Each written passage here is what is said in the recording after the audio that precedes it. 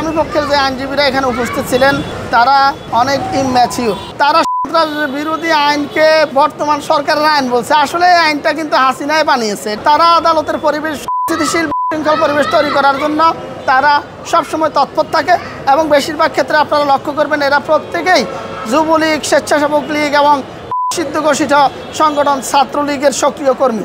আজকে পল্টন থানার মামলা নং 50-10-2025 31 তারিখে গ্রেপ্তার করে 1 হইতে 7 জনের 10 দিনের রিমান্ড আবেদন করে বিজ্ঞ আদালত প্রডিউস করে। আজকে 5 তারিখ এই রিমান্ড শুনানি ছিল। এর মধ্যে আমি 4 জন, সাইফুল ইসলাম সাইফ, মোস্তাফিজুর রহমান জনিম, শেখ রাশিদুজ্জামান এবং মামুন শেখ পরশ, এই 4 জনের সহ মোট 7 জনের 10 দিনের রিমান্ড চাইছে। আমরা আসামপক্ষে সিনিয়ররা রিমান্ড বাতিল সহ জামিনের প্রার্থনা করি। বিজ্ঞ আদালত 3 নম্বর কোর্ট অনেক বিশ্লেষণের মাধ্যমে উভয় পক্ষের শুনানি শুনে তাদেরকে 10 দিনের রিমান্ড মঞ্জুর করে এবং জামিন নামঞ্জুর করে। আসামিদের পরিচয়টা কি? আসামিদের পরিচয় আসলে কেউ যুবলীগ, কেউ ছাত্রলীগ, কেউ পদধারী না, এই হলো অবস্থা।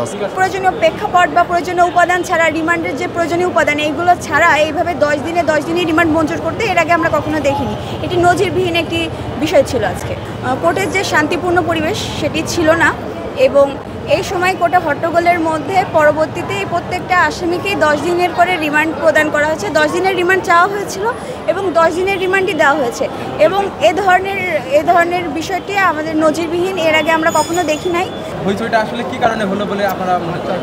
দেখেন, শুনানিতে তো প্রত্যেকটি পক্ষই যে যার মতো করে তাদের বক্তব্য উপস্থাপন করে। এই ক্ষেত্রে আসামি পক্ষের বক্তব্য উপস্থাপনের সময় রাষ্ট্রপক্ষ এটার বিরোধিতা করে এবং একটা পর্যায়ে একটা হট্টগোল তৈরি হয়। আসামি পক্ষের যে আইনজীবীরা এখানে উপস্থিত ছিলেন তারা অনেক ইম্যাচিউর। তারা আদালতে যেভাবে সাবমিশন রাখতে হবে সেটা ফলো করেন না। আসামিদেরকে ঢকে যখন দাঁড় করানো হয় সেখানে গিয়ে আসামিদের সাথে তারা ওপেন এজলাস চলাকালীন সময়ে কথা বলেন এবং তাদের সাবমিশনের মধ্যে আমরা রিমান্ডের শুনানির বিপক্ষে যে শুনানি সেরকম সাবমিশন থাকে না। তারা আদালতের পরিবেশ স্থিতিশীল শৃঙ্খল পরিবেশ তৈরি করার জন্য তারা সবসময় তৎপর থাকে এবং বেশিরভাগ ক্ষেত্রে আপনারা লক্ষ্য করবেন এরা প্রত্যেকেই যুবলীগ, স্বেচ্ছাসেবক লীগ এবং সিদ্ধ ঘোষিত সংগঠন ছাত্রলীগের সক্রিয় কর্মী। তারা আইনজীবী হয়ে তারা এখানে আদালতে এসে এখানেও তারা শৃঙ্খলা সৃষ্টি করার পায়তারা করে।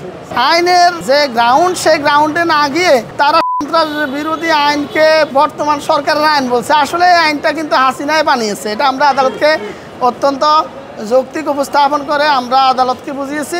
পরবর্তীতে আমাদের সিনিয়রদের হস্তক্ষেপে আদালতের পরিস্থিতি স্বাভাবিক হয়েছে।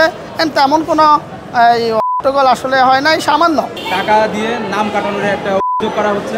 এরপরে এটা আসলে কি বলেছিলেন? এগুলো ভিত্তিহীন অভিযোগ, এটা তো আদালতে বলারও বিষয় না। একবার আপনারা জানেন এফআইআর হয়ে গেলে সেখান থেকে নাম কাটানোর কোনো সুযোগ নাই। ওনারা আইনে বোঝেন নাই। একটা মামলা যখন তদন্তাধীন থাকে তখন তদন্তকারী কর্মকর্তা মামলা তদন্ত করে যদি কারো বিরুদ্ধে অভিযোগের সত্যতা প্রমাণিত না হয় তখন তাকে সেখানে তার বিরুদ্ধে চার্জশিট না দিয়ে ফাইনাল রিপোর্ট দেন। এটা আপনারা অবগত আছেন। এখানে নাম কাটানো, নাম ঢুকানো এরকম কোনো কিছু আর থাকে না এই মামলাগুলোতে।